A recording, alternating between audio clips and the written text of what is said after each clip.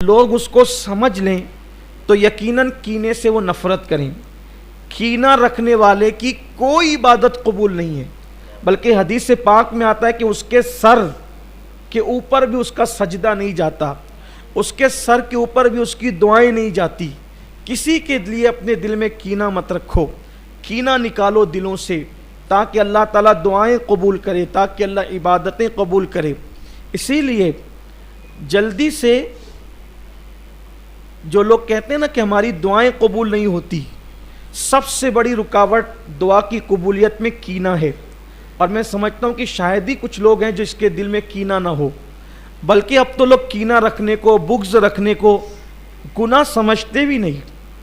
زنا سے بڑا گناہ کینہ ہے، کینہ زنا سے بڑا، کینہ چوری سے بڑا، کینہ سارے جرائم سے بڑا۔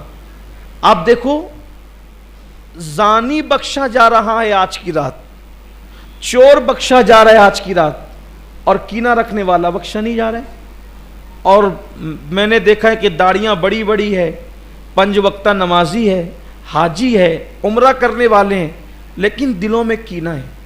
اب دلوں کا کینہ کیسے پتہ چلتا ہے؟ آسان بات، کسی کی نعمت دیکھیں فوراً اس کے خلاف کمنٹ کریں، کینہ ہے۔ کسی کو اچھے دن میں دیکھیں فوراً اس کے بارے میں بری باتیں کہنے لگے، کینہ ہے۔ بلکہ 4 دوست رہتے ہیں، ایک اٹھ کر کے چلا جاتا ہے تو 3 مل کر کے اس کی برائی کرتے ہیں، کہیں نہ کہیں اس کے لیے دل میں کینہ ہے۔ کینہ مت رکھو دل میں، اس سے کوئی عبادت، بلکہ جو دل میں کینہ رکھتے ہیں مرتے وقت ان کی زبان پہ کلمہ بھی جاری نہیں ہوتا۔ اس لیے آج کی اس مبارک رات کا سب سے بڑا پیغام یہ ہے کہ اپنے دلوں سے کینہ نکالیے اور کوشش کیجئے کہ ہمارا دل ہر مسلمان کے لیے پاک و صاف رہے۔ یہ دل جب پاک و صاف رہے گا، دیکھو دنیا میں کوئی انسان ایسا نہیں ہے جو گنہگار نہ ہو۔ گناہ رکاوٹ نہیں بنتے دعا کی قبولیت میں۔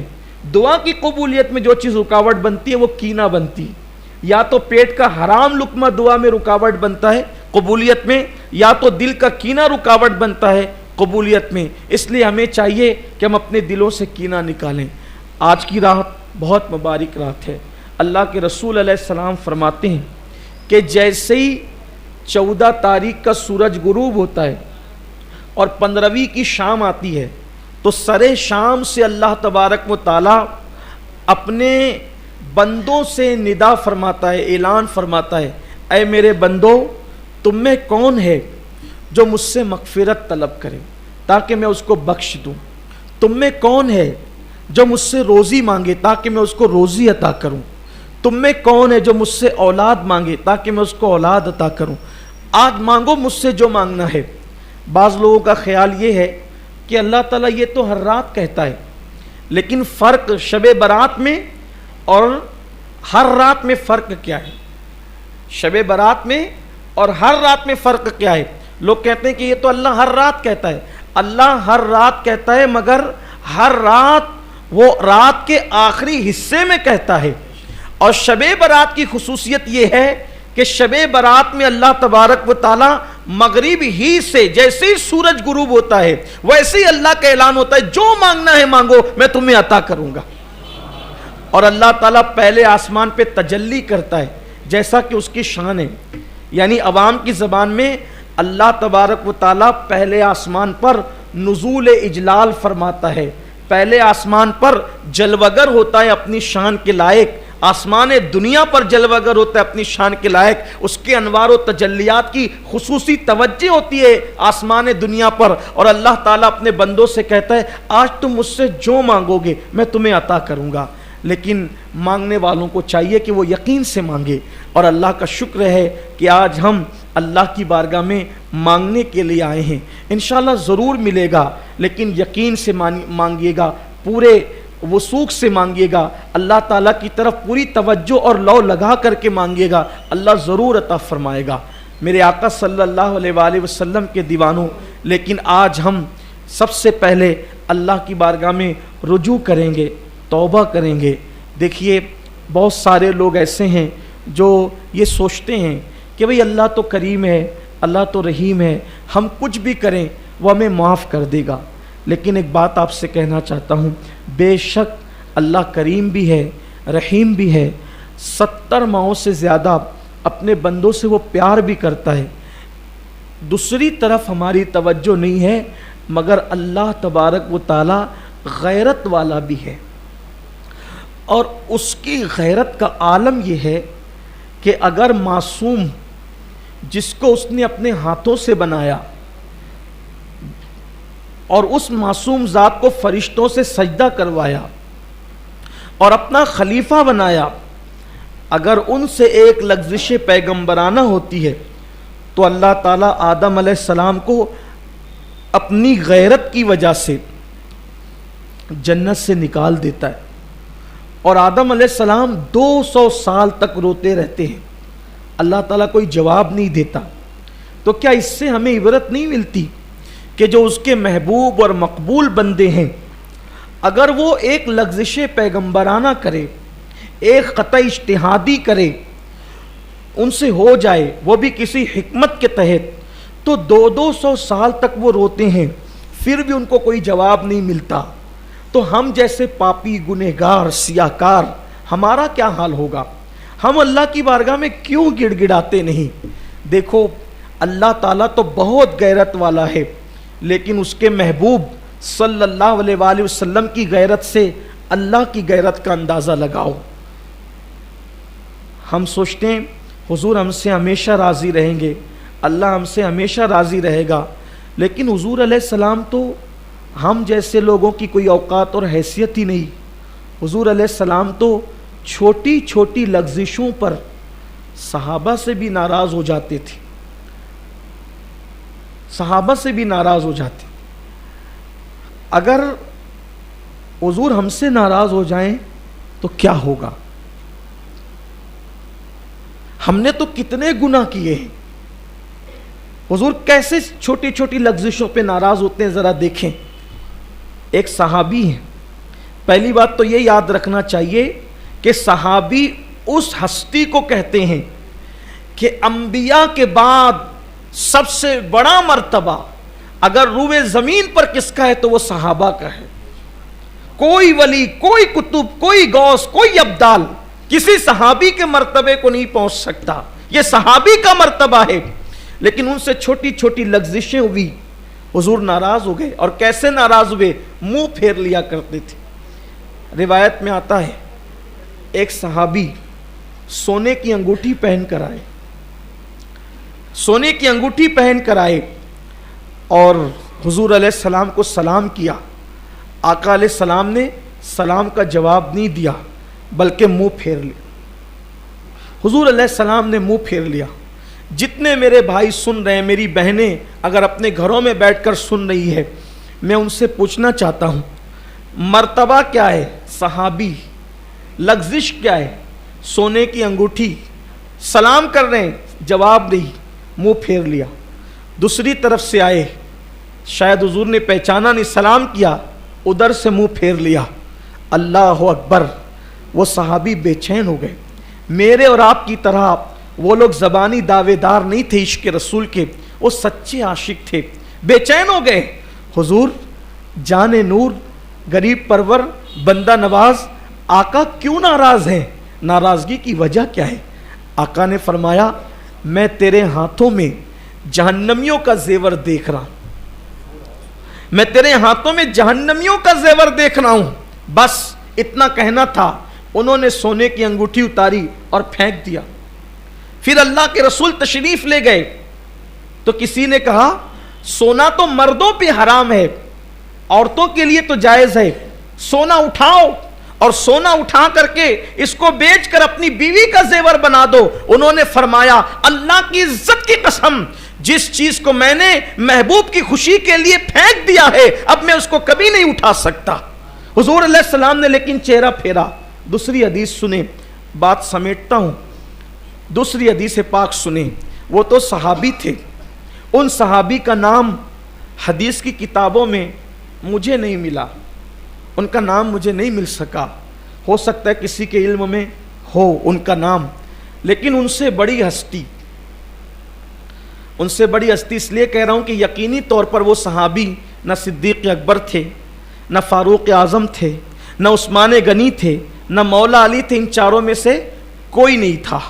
ظاہر سی بات ہے جو بھی رہے ہوں گے وہ عام صحابہ میں رہے ہوں گے، لیکن اب ان سے بڑی ہستی، ذرا دل کے کانوں سے سننا بہت غور سے، ان سے بڑی ہستی پوری کائنات میں حضور علیہ السلام جس سے سب سے زیادہ پیار کرتے ہیں، پوری کائنات میں اللہ کے بندوں میں سب سے زیادہ حضور کو جس سے پیار ہے وہ ذات ہے حضور کی شہزادی سیدہ کائنات ملکہ فردوس بری، طیبہ طاہرہ عابدہ زاہدہ، عابدہ زاہدہ، راکعہ ساجدہ، نقیہ تقیہ رقیہ، ام ابیہا عالمہ غیر معلمہ، سیدہ فاطمۃ الزہرا فاطمہ بنت محمد، روح فدا و ارواحنا فدا صلی اللہ علیہ وآلہ وسلم۔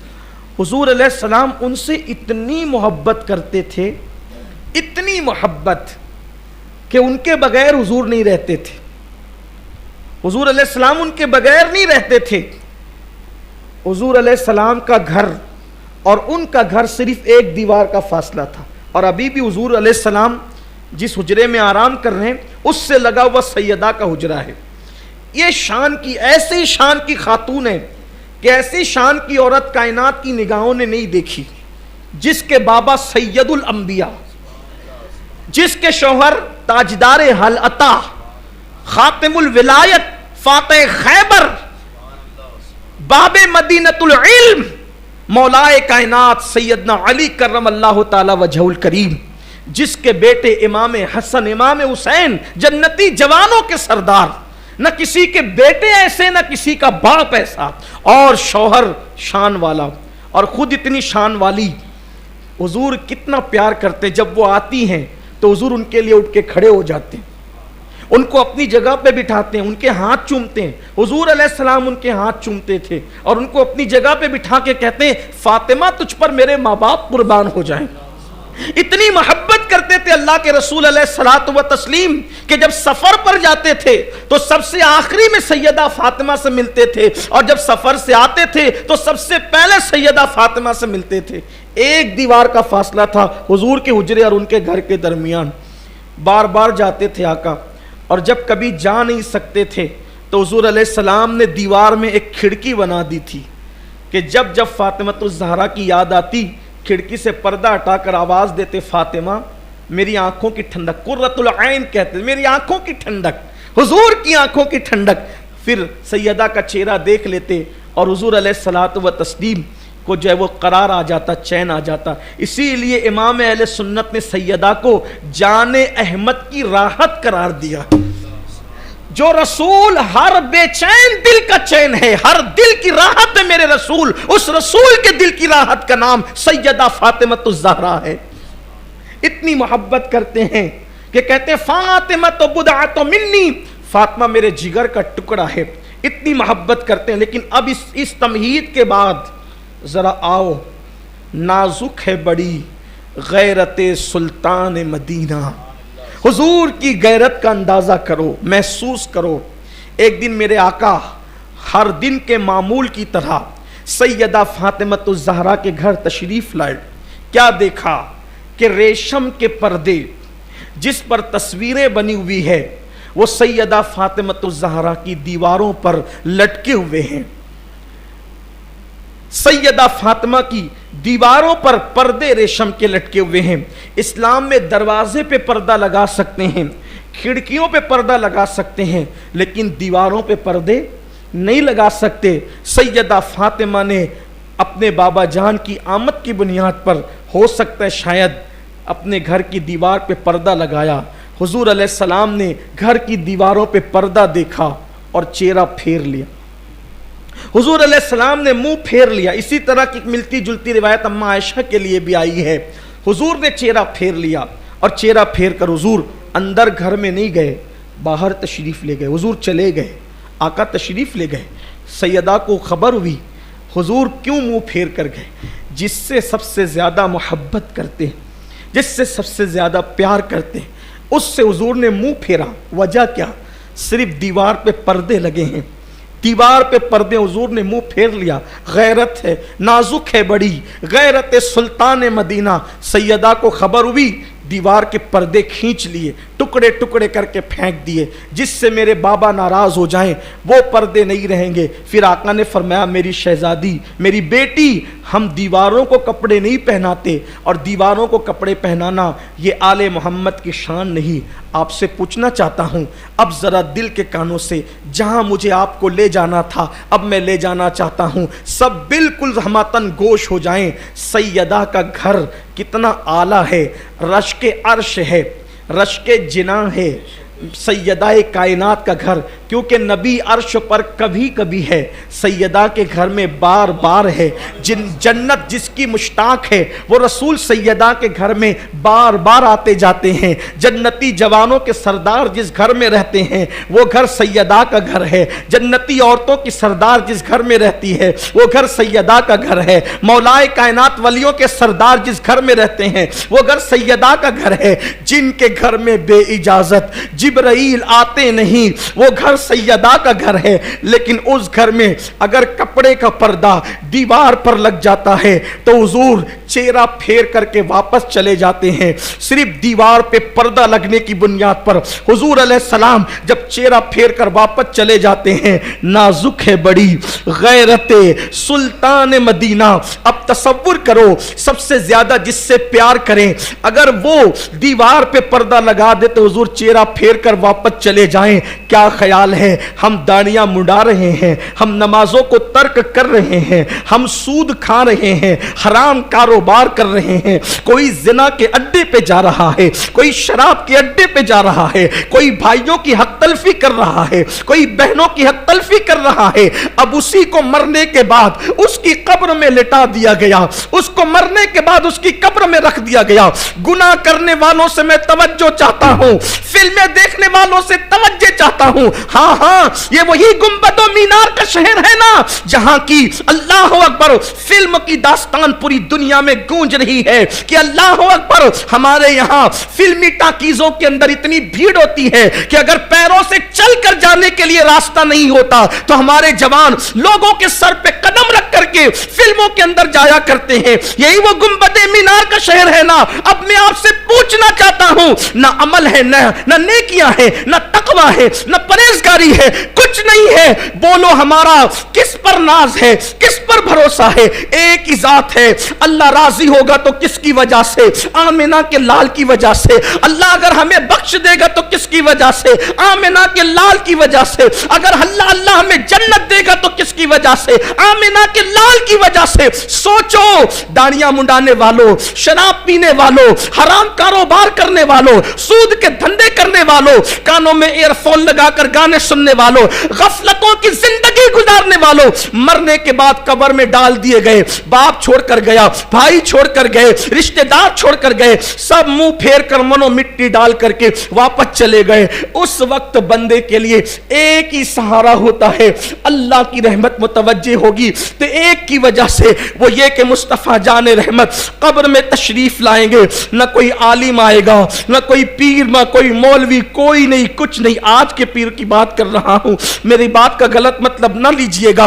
कोई कब्र में नहीं आएगा, कब्र में आएंगे तो मुस्तफा जाने रहमत तशरीफ लाएंगे। अब आप मुझे बताएं, जो अपनी बेटी के घर में जो है वो पर्दा देखकर मुंह फेर कर वापस चले जाते हैं, अगर उनकी नजर हमारे चेहरे पे पड़ी, ये वही आंखें थी जो रात के अंदर मोबाइल पर गंदे मनाजिर देखती थी, ये वही आंखें थी अल्लाह अकबर जो औरतों को पाप की नजर उठाती थी, ये वही वजूद था जो मस्जिदों से कोसों दूर रहता था। हाँ हाँ, ये वही लोग थे जिन्होंने मस्जिदों को वीरान कर दिया था, जो फजर की नमाजों में सोते पड़े रहते थे। मुझे बताओ, सैयदा इतनी प्यारी है, इतनी नेक शहजादी है कि जिसके वजूद में रसूलुल्लाह का खून है, अगर उनके घर में दीवार पे पर्दे देखकर, इतनी छोटी सी बात देखकर हुजूर चेहरा फेर कर वापस चले जाते हैं, अगर अल्लाह न करे हमारे जराइम को, गुनाहों को, पाप को देखकर अल्लाह के रसूल चेहरा फेर कर वापस चले गए, हमारी कब्र से वापस चले गए। नाजुक है बड़ी गैरत सुल्तान मदीना। हुजूर अगर चेहरा फेर कर वापस गए तो याद रखना, दुनिया के इम्तिहान में 1000 मर्तबा नाकाम हो जाओ तो फिर कामयाब होने का मौका मिल सकता है, लेकिन कब्र के इम्तिहान में एक मर्तबा नाकाम हो गए, हुजूर चेहरा फेर कर वापस चले गए, कोई नहीं बचा सकता, कोई दुनिया की ताकत नहीं बचा सकती। बड़ी माजरत के साथ हिम्मत करके ये बात भी कह दूं, अगर हुजूर चेहरा फेर कर वापस चले गए तो कुरान खानियां तुम्हारे नाम की भी तुम्हें बख्शवा न सकेगी, तुम्हारे नाम की मगफिरत की दुआएं भी तुम्हें बख्शवा न सकेगी, तुम्हारी अल्लाह अकबर इसाले सवाब की महफिलें भी तुम्हें निजात न दिला सकेगी, क्योंकि निजात मौकूफ है मुस्तफा जान रहमत की रहमत पर। अल्लाह ने वादा कर दिया है, हबीब तू जिसे चाहेगा, तू जिसे चाहेगा। चाहेगा के दो मतलब होते हैं, चाहेगा के दो, एक ये चाहने का मतलब होता है जिससे तू राजी होगा, उसी को जन्नत दूंगा। अमल पे जन्नत नहीं दूंगा, तेरी रजा पे दूंगा। कुरान कहता है आमिलतुन नासिबतुन तस्ला नारन हामिया। अल्लाह ने ऐलान कर दिया अमल करके आएंगे, मेहनत करके आएंगे, फिर भी जहन्नम में डालूंगा, ये कहकर ज़ुक इन्नका अंतल अज़ीज़ुल करीम, चख ये जहन्नम का अज़ाब। दुनिया में बड़ा इज्जतदार बनता था, तूने बस मेरे महबूब को राजी नहीं किया, सब कुछ दिया किया, हबीब को राजी नहीं किया। बोलिए आज हम क्या क्या कर रहे हैं। मुझे तो सैयदा फातिमा और सैयदा आयशा के घर की वो दास्तान देखकर हैरत होती है, नाजुक है बड़ी गैरत सुल्तान मदीना, कितनी नाजुक है। अगर बेटी के हाथ में सोने के ज़ेवरात देखे तो फरमाया फातिमा ये तुम्हारी शान नहीं कि तुम इस तरह के ज़ेवरात पहनो। अल्लाह अकबर। आप मुझे बताएं, आज की रात बस मैं यही कहने आया हूँ, तकरीर तो बार बार मैं आपके सामने करता रहता हूँ, आप सुनते भी रहते हैं, लेकिन यही कहने आया हूँ, बताओ कब्र का भी कुछ ख्याल है? आज के रात कब्रस्तान इसलिए नहीं जाते कि मरहूमों पे फातिहा पढ़ें, कब्रस्तान जाने का मकसद ही नहीं समझे। अरे मरहूम पर फातिहा तो घर बैठ के भी हो सकती है। बाप की कब्र सऊदी में, यमन में, मिस्र में घर बैठ फातिहा पढ़, वहां इसाले सवाब पहुंचेगा। कब्रस्तान जाने के लिए सुन्नत क्यों है? कब्र पर जा बैठ, देख ये कब्रस्तान है। कभी इस तरह भी देखो कब्रस्तान को। शब बरात में कब्रस्तान क्यों जाते हैं? ताकि मौत याद आए। जाओ देखो, बड़े बड़े सियासी लीडर बेबसो बेकस पड़े हुए हैं, बड़े बड़े मालदार बेकसो बेबस पड़े हुए हैं, बड़े बड़े पहलवान बेकसो बेबस पड़े हुए हैं, बड़े बड़े इज्जतदार बेकसो बेबस पड़े हुए, जिनके आने पर तकबीरें बुलंद की जाती थी, जिनके आने पर तालियां बजती थी, जिनके आने पर मोहल्ले और स्टेज सजते थे, जाके देखो मिट्टी में सो रहे हैं, कोई उनकी कब्रों पे फातिहा पढ़ने वाला नहीं। कब्र पे बैठ के सोच, जैसे वो बेबस पड़ा हुआ है, एक दिन मैं भी यहीं आऊंगा। मगफिरत न सब पर नहीं होगी कि तू कितने बड़े बाप का बेटा है, इस पर मगफिरत नहीं होगी। मगफिरत इस पर नहीं होगी कि तू कितना क्या करके आए, मगफिरत तो इस पे होगी कि हुजूर तुझसे खुश है या नाराज है। अगर वो चेहरा फेर ले कुछ नहीं होना है। और हम वही सारे काम कर रहे हैं, वही सारे काम कर रहे हैं जिससे हुजूर चेहरा फेर ले। पता नहीं आज की तारीख में हुजूर हमसे राजी है कि नाराज है। कोई सोने की अंगूठी पहन ले तो हुजूर मुंह फेर लेते हैं। हमने तो कोई ऐसा हराम काम छोड़ा ही नहीं जो हम न करते हो। एक एक दिन में कई कई मर्तबा हराम काम करते। अगर हुजूर हमसे मुंह फेर रहे हो तो हमें पता ही नहीं, हमें खबर ही नहीं, ख्याल ही नहीं कब्र में क्या होगा, अंजाम क्या होगा। शबे बरात में आज तौबा कर लो, आज अपने अल्लाह को मना लो, आज अपने रसूल को मना लो। पिछले साल शबे बरात में तो हमें जमा होने का मौका भी नहीं मिला, और आज जमा होने का मौका मिल गए तो पता नहीं आइंदा साल हम जमा हो सकेंगे कि नहीं। पिछले साल मेरे कितने दोस्त थे, कितने दोस्त थे, आज वो नहीं है। बड़े बड़े हमारे उलमा चले गए, हमारे सूफिया चले गए, ہمارے بڑے بڑے لوگ چلے گئے دنیا سے. میرے آقا نے فرمایا شب برات لوگ کھیتیوں میں باغ لگانے کا پلان کر رہے ہوتے ہیں, لوگ بچوں کی شادیاں طے کر رہے ہوتے ہیں, لوگ خود کی شادیاں طے کر رہے ہوتے ہیں, حالانکہ اللہ ان کی موت لکھ رہا ہوتا, اللہ کے ان کی موت کے فیصلے ہو رہے ہوتے ہیں. ہو سکتا ہے اس وقت اس رات میں اللہ سب کو لمبی عمر دے, لیکن ہو سکتا ہے ہم میں سے کوئی ایسا ہوگا اس وقت کسی کی موت لکھی جا رہی ہو. موت تو لکھی جا چکی ہے, لیکن فرشتوں کو وہ نام دیے جاتے ہیں, لو اس سال اتنے لوگوں کی تمہیں روح قبض کرنا ہے. ہو سکتا ہے ان میں ہمارا بھی نام ہو سکتا ہے. موت سے مت ڈرو, ہو سکتا ہے اللہ کو راضی کر لو. یہ راتیں بار بار نہیں آتی, یہ دن بار بار نہیں آتے. بس اپنی گفتگو کو ختم کرتے ہوئے عرض کروں, سچے دل سے توبہ کرنا. پھر کہتا ہوں توبہ اس کا نام نہیں کہ گال پیٹو, توبہ اس کا نام نہیں کہ کان کھینچو, توبہ اس کا نام ہے کہ گناہ سے نکلنے کا اپنے اللہ سے ایسے وعدہ کرو کہ جیسے بکری کے دودھ سے تھن نکل کر دوبارہ بکری کے تھن میں نہیں جاتا, اسی طرح سے گناہ سے نکلو, ایسے دوبارہ پھر گناہ کی طرف نہ جاؤ.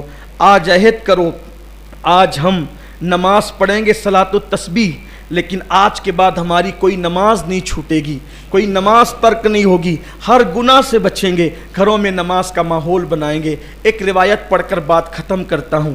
دیکھو کیسے کیسے بندوں نے توبہ کی, اللہ تعالیٰ نے ان کی توبہ کو قبول کیا. بس اسی پر تاکہ ہمارے اندر ایک لالچ پیدا ہو, ایک شوق پیدا ہو, ایک ذوق پیدا ہو. کیسے کیسوں نے توبہ کی. ایک بہت بڑا گناہ ہے, بہت بڑا گناہ جس کو زنا سے بھی بدتر کہا گیا ہے, وہ ہے سود, بیاج.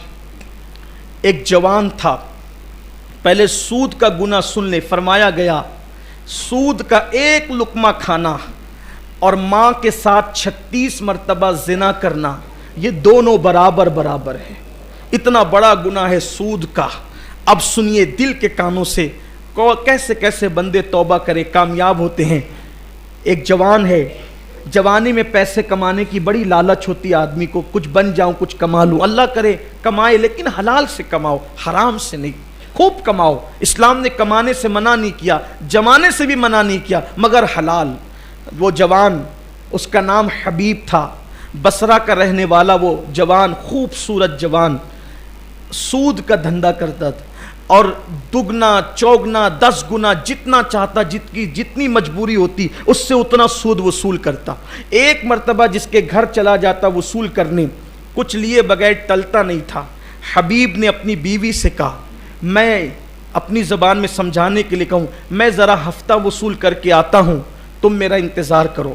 جیسے ہی وہ حبیب جوان بصرہ کا رہنے والا ہفتہ وصول کرنے کے لیے سود کا اپنے گھر سے نکلا, چھوٹے چھوٹے بچے بصرہ کی زمین پر کھیل رہے تھے.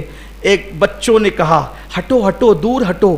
حبیب ورحمۃ اللہ وبرکاتہ. میرے پیارے عزیز دوستو, محترم بھائیو, سید امین القادری صاحب نے اس ویڈیو کے اندر, اس بیان کے اندر ہمیں بہت ہی پیارے انداز میں ہم کو یہ بتا دیا, یہ سکھا دیا کہ کس طرح ہم کو شب بارات منانی چاہیے, شب بارات کے کیا کیا فضائل ہیں, شب بارات کی کتنی فضیلتیں ہیں, شب بارات کے کتنا بڑا مرتبہ ہے, شب بارات کا کتنا بڑا رتبہ ہے.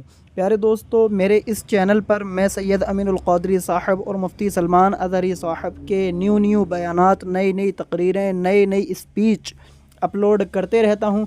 اگر آپ لوگ سید امین القادری صاحب کی تقریروں کو, ان کے بیانات کو سننا پسند کرتے ہیں, مفتی سلمان اظہری صاحب کے بیان کو سننا پسند کرتے ہیں, تو میرے اسی چینل القرآن رضا وائس کو ابھی سبسکرائب کر دیجئے, ویڈیو کو لائک کر دیجئے, اور زیادہ سے زیادہ دوسرے مسلمانوں تک یہ ویڈیو شیئر کر دیجئے, تاکہ دوسرے مسلمانوں کو بھی اس بات کا علم ہو جائے کہ شب بارات میں ہم کو کیا کیا کرنا چاہیے, شب بارات کس طرح ہمیں گزارنی چاہیے, شب بارات میں کتنے نفل پڑھنے چاہیے, اور شب بارات میں ہمیں کس طرح توبہ کرنی چاہیے. اللہ تبارک و تعالی سننے اور سمجھنے سے زیادہ عمل کرنے کی توفیق عطا فرمائے.